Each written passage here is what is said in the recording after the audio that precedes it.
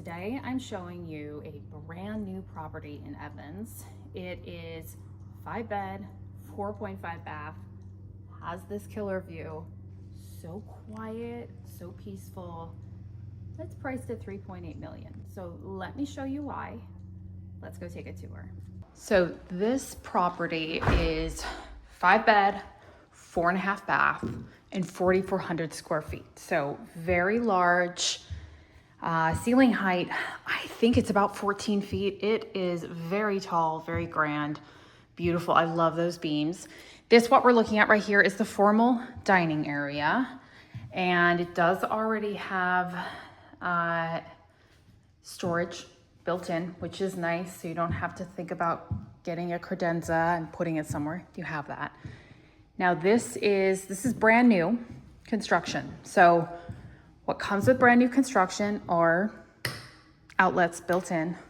So nice. You can push those down as you need. Huge range oven for a house of this size. You're kind of marketing towards a family. So that is huge. I'm gonna just poke back here where you have the pantry. You know, you could also put in, I may put in a little coffee area back there, so it's kind of kept off, but I've seen lots of people do all sorts of things. Let's sneak back here and then I'll go and show you the front room. What I like about this is you have this little powder room here, and I really like what they've done. The design is quite tasteful, quite limited. And then you have one of the bedrooms right here in the front here. So it's kind of off to itself. So again, having that privacy for when people come to stay at your home. You still feel like you are not sharing necessarily bedroom space with other folks, which is really nice. And then right onto the side, we came in the front door, but if you're living here, most likely you're coming through the garage. And this is a 3-car garage, so huge. Lots of storage you can see over there behind that wall. It's a peekaboo, but you could put all bikes, you know, if you have kayaks, whatever you need, all while still being able to fit 3 cars and camping equipment, all that fun stuff. I love that they already have the cubbies built in, but what's really nice is there's not just one coat closet, there's 2. So you could technically have all your own stuff in one and then keep one for guests, especially in a home like this where you're likely gonna be having, I don't know, party or 2, or at least some gatherings. It's definitely a home for entertaining. Again, another dining area right here. Look how long this kitchen space is. Lots of windows going through everywhere throughout.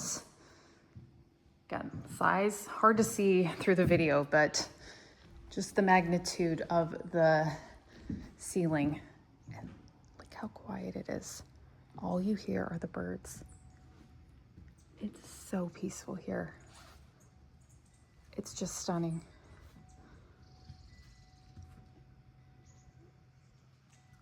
So beautiful. I'm gonna show you the primary. We're to the right here.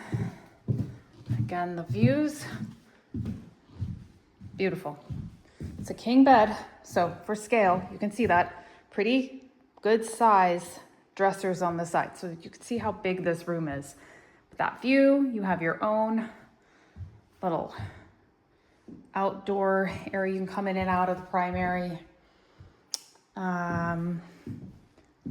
Again, with my love of hot tubs, you could put one on that deck. Probably could. Well, you'd want to check to make sure it can handle it, but I'm pretty sure. So this is, you know, some of the new construction. The one thing I'll say, what I would probably do, I would bring in some color here, do some color tile behind here, switch out this basic hardware for something a little more trendy. I'd probably switch all of this to gold, something more fun. I would also change this out. I know that sounds nuts being a new construction, but you know, I think if you're paying 3.8, you probably can add in a little bit of your own touch and flair. So this is the walk-in closet. It is huge, and there is a area where you can add a washer and dryer. So that could be right here in the primary. So you could have your own, which would actually be really nice. Nice way to not have to be commingling all the clothes with your kids' clothes. Okay, I'm gonna now show you downstairs. All right, so heading down, huge, nice skylight right here, so bringing in light. These new builds come with very high ceilings, which is so nice. So you never really feel like it's a true basement. It's more like first floor feeling. Look at the size of that window. Like this is what you would consider first floor in a lot of older homes. Even sometimes the ceilings aren't that. Trying to turn that on. So again, some of those just basic finishes, I would change them out, but nice, good sized closet for just a regular old bedroom. So that is the third bedroom here. Going to bring you through. So this is the other laundry room. So that's what I'm saying. You can have your own in your primary suite and then have an additional one down here. And this is just a little more storage, all those water tanks, all that fun stuff. I'll leave that, but you saw that. There's some room there. You can put other things. And then down here is the lounge area. Nice little bar set up over here. You still get a bit of a view down here. Look at that. Who could say that about a basement downstairs? This is really nice down here. So you can, what I would probably do, if I could open the door, I would put a fence here to the right, possibly. That way you just get that little more privacy, especially if you do have a dog, either way, or little kids. This is, a dead-end street anyway, so it's not necessarily a problem, but I think I would like to have that. Well, and here's where you could put your hot tub too, or whatever you want to do. I'm gonna come back here now. We have 2 more bedrooms. So like I said, this is a 5-bedroom home. It's beautiful. And you would expect this, when you're getting up into the 3.8 million, even, no matter really where you are in the greater Seattle area, this is what you would expect. If you didn't have the view, it would probably be in the mid-2s. Just thinking that's your 4th bedroom there. I think I showed you everything. That was that 1st bedroom.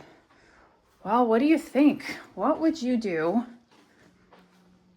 with all this space?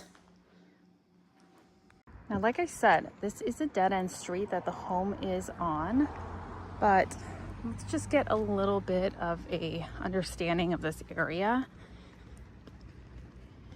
No, this area is generally one of the more quiet parts of Edmonds. So while this is a busy road, in the 30 minutes I've been in this home, there's been maybe 4 cars. Again, we are midday, people are working. So something I always tell folks, check out how the traffic of the home is when early mornings, school drop off, and then the working hours. So between 4 and 6:30. But either way, like I mentioned, I would easily put in some kind of fence in the back. So if you have kiddos, they kind of stay contained.